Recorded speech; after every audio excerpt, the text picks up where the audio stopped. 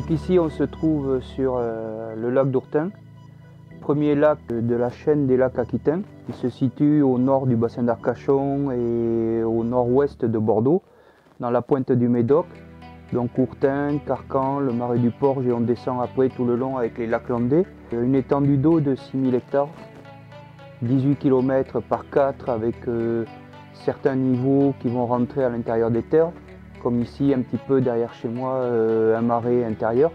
C'est ce qui fait la richesse de ce lac par la chasse des oies, c'est cette immense étendue d'eau pour l'aller comme pour le retour sur des oiseaux comme ça, où les oiseaux quittent la mer et viennent sur de l'eau douce entre l'estuaire, le lac et la mer.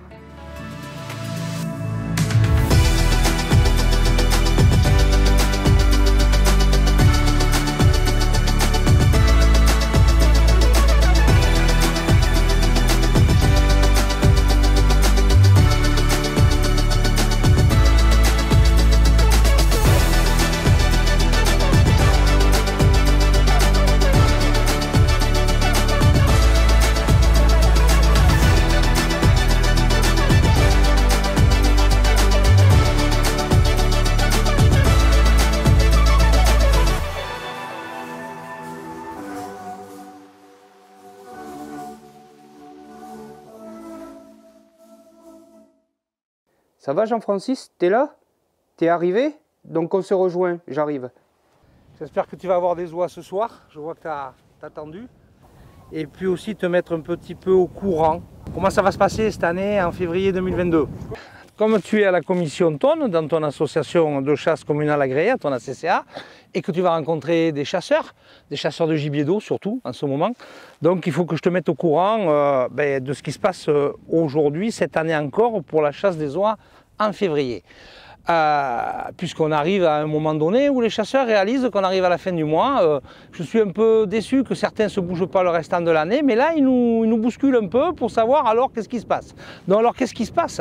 Le mauvais feuilleton, le feuilleton de l'oie cendrée, de la chasse de l'oie cendrée en février continue, mais c'est un mauvais feuilleton. Il y a de l'amertume, il y a de la lassitude, il y a de la colère, mais il y a toujours de l'engagement à continuer le combat. Au niveau de l'Union européenne, au niveau de l'Europe, on est toujours sous le joug de la directive, tu sauras très bien leur expliquer, de cette fameuse directive qui nous cause autant de soucis. On continue à avoir des dégâts, on continue à indemniser, on continue à tuer, à éliminer des oies en quantité. Et nous, on continue à ne pas pouvoir les chasser parce qu'à chaque fois, on a un Conseil d'État qui fait jurisprudence. Et aujourd'hui, force est de constater qu'au Conseil d'État, les juges sont devenus particulièrement anti-chasse.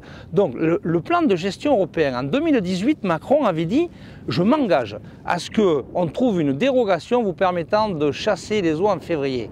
Pour l'instant, il n'a rien fait. Moi, j'aimerais qu'il avance sur ce fameux plan de gestion européen qu'il avait tant promis, qui permettait, comme tu sais, de trouver, il légase les oies dans les pays où elles causent des dégâts, il les élimine, mais aussi ils avaient dit qu'on pouvait les chasser sur leur trajet de migration quand elles se rendent sur les lieux où elles font des dégâts.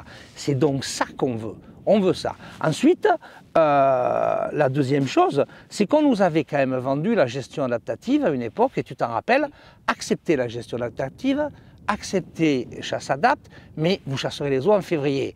En fait, on n'a que le mauvais côté des choses. L'accord n'est pas gagnant-gagnant, il est gagnant-perdant, parce qu'on a la gestion adaptative, et qui n'est pas en notre faveur, parce qu'on joue que sur le levier de la chasse, et puis on a chasse adapte, mais on n'a toujours pas les oies.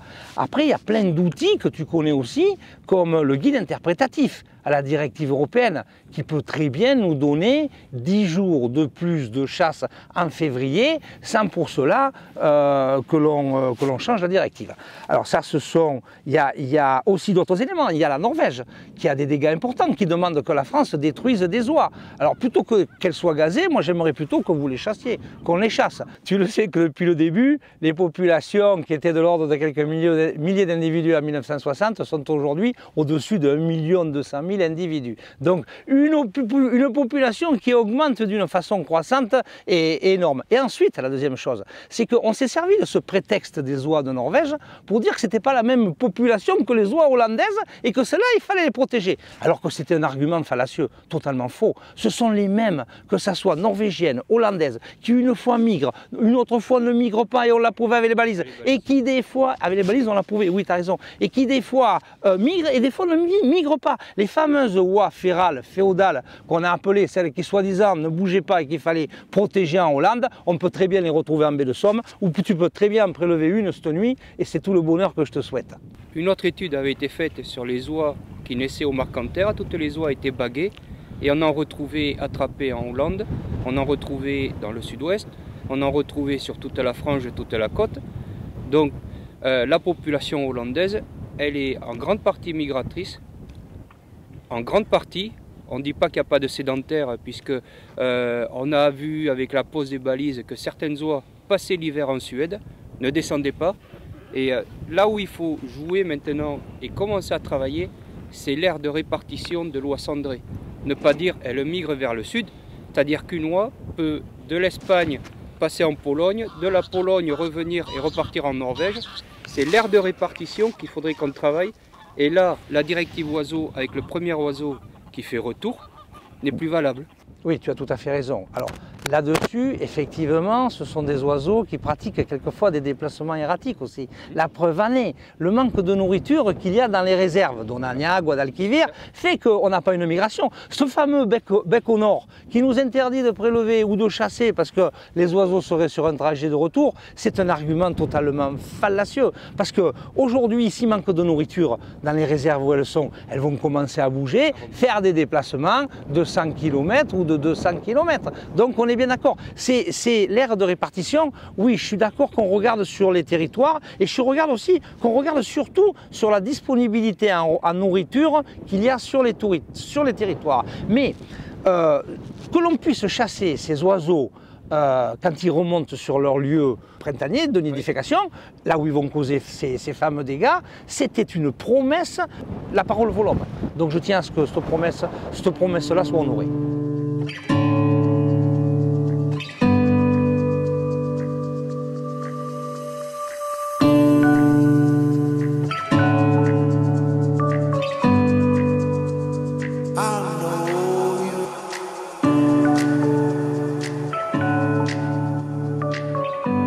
Bagues réglementaires qui sont obligatoires et qui nous permettent de pouvoir chasser avec cette fameuse grippe aviaire qui nous embête depuis quelques années chez nous, et avec cet épisode qui vient d'y avoir dans le nord avec l'abattage de pas mal d'appelants. C'est vrai que c'est pas évident pour tout le monde. Ça nous a imposé depuis une bonne quinzaine d'années maintenant ce type de bague. Comme on peut voir là, les plumes sont coupées et ne sont pas éjointées. Je ne vais pas dire qu'il faut être fou maintenant pour commencer à chasser le gibier d'eau. Entre toutes les nouvelles réglementations, toutes les directives, toutes les choses qui nous arrivent, il va bientôt falloir être juriste. Entre tous les règlements qu'on a, les bagues, les attaches, les distances, les munitions, les appelants, le nombre d'appelants, les distances entre les installations et tout ça, ça devient de plus en plus compliqué de pouvoir chasser. Celle-là, je vais la disposer derrière les 3 oies, c'est celle qui va entretenir toute l'année, toute la nuit. Celle qui est dans la cage, elle, je la bouge pas parce qu'elle a un problème à une patte depuis cette année.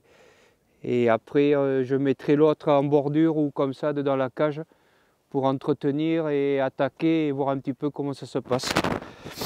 Maintenant, je vais aller mettre ça là-bas.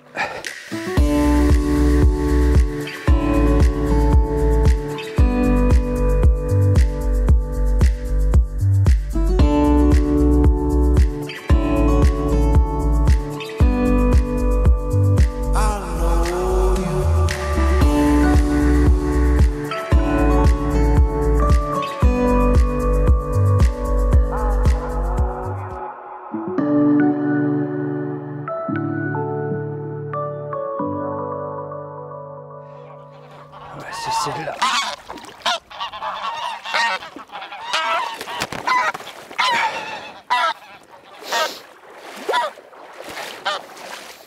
Là, je vais tester les 3 jeunes de cette année et Je vais voir comment, en les répartissant de différentes façons, comment j'arrive à pouvoir les faire chanter comme il faut et puis les faire chasser.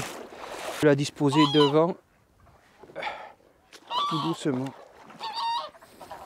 Qu'est-ce que tu fais?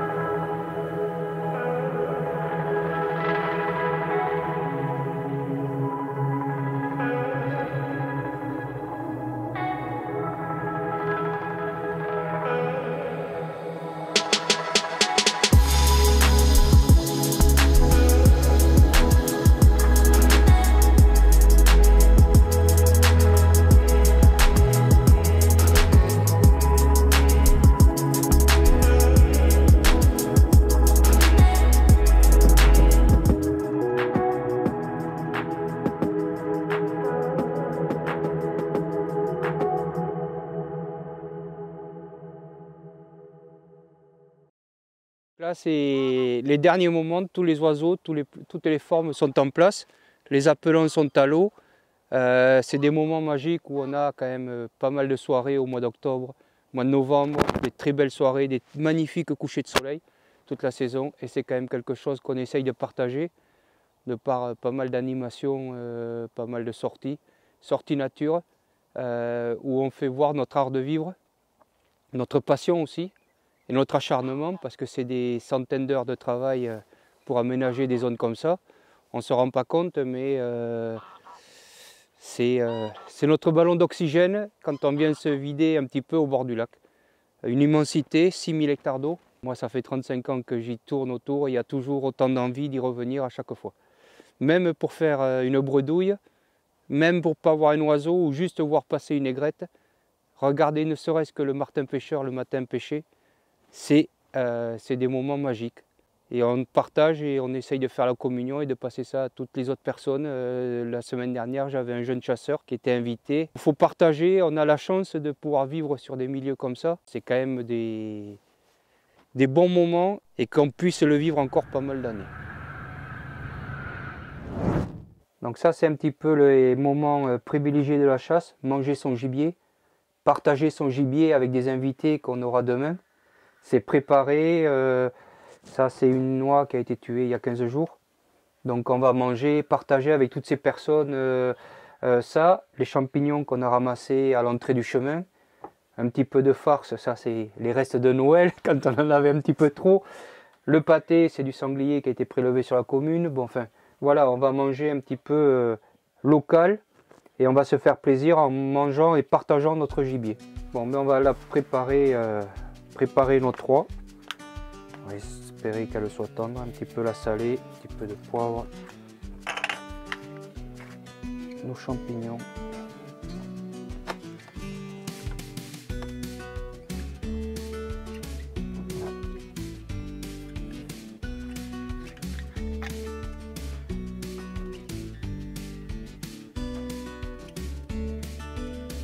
Bon, le four est préchauffé. Allez, il n'y a plus qu'à.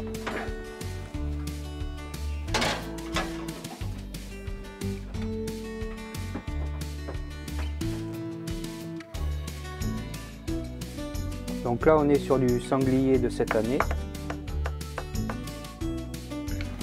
Cuisiné la semaine dernière. On va goûter ça. En principe, rien qu'à l'odeur, ça doit être sympa.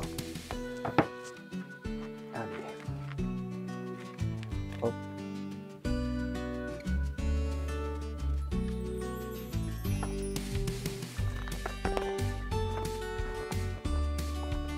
Non, ce coup-ci il a été bien réussi, il est bon, juste assaisonné comme il faut. Je pense qu'on va se régaler.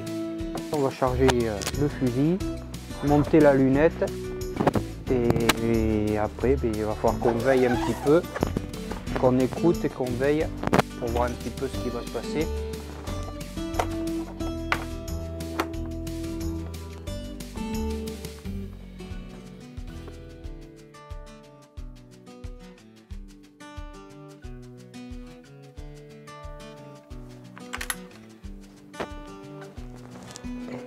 Là.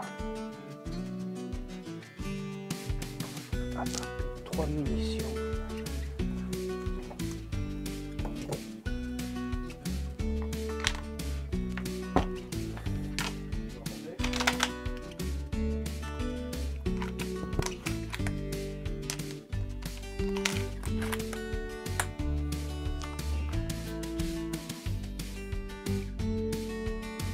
Voilà, ça c'est fait. Et on est prêt pour la nuit.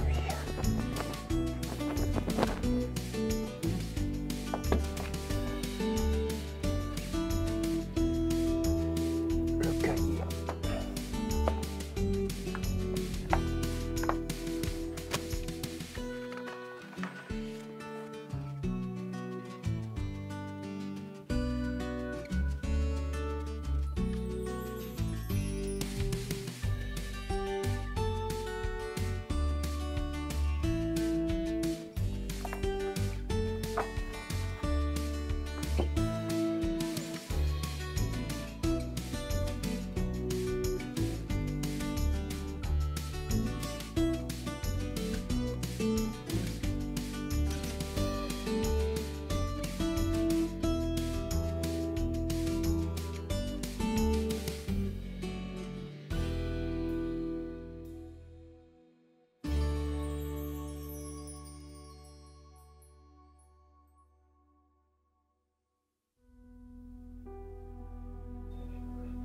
Et là j'en ai passé des nuits, j'en passe 70 nuits par an ici, et à observer, écouter l'ambiance, les oiseaux, voir si le vent change, observer un petit peu tout ça, la météo. Je pense qu'on va avoir une belle gelée ce matin, et là je vais aller regarder parce que je viens d'avoir un coup de gueule, je ne sais pas s'il n'y a pas eu quelque chose qui s'est posé. Allez. Donc là je viens d'aller voir parce que j'ai une oie qui vient de me faire une attaque et je vais regarder ce qui s'est passé.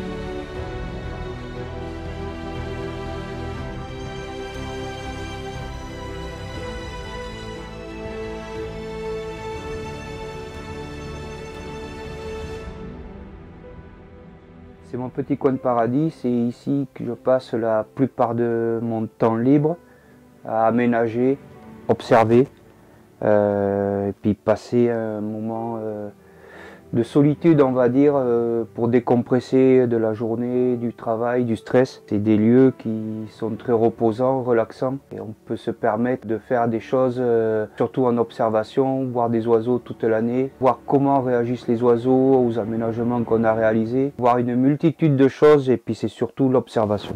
Le confort de cette tonne a été amélioré au fil des années, au fil des besoins, puisque j'ai pas mal de monde qui vient pour les animations, dont une personne handicapée avec un fauteuil roulant.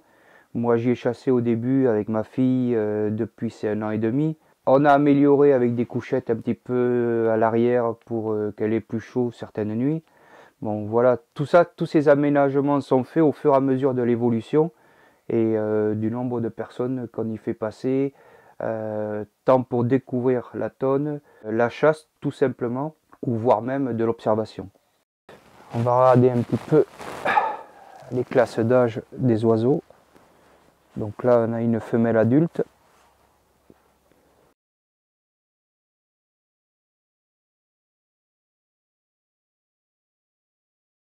Elle est jeune, on a un petit point noir qui apparaît ici sur ses couvertures. Donc là, et on va regarder un mâle adulte, et l'autre c'est la même chose.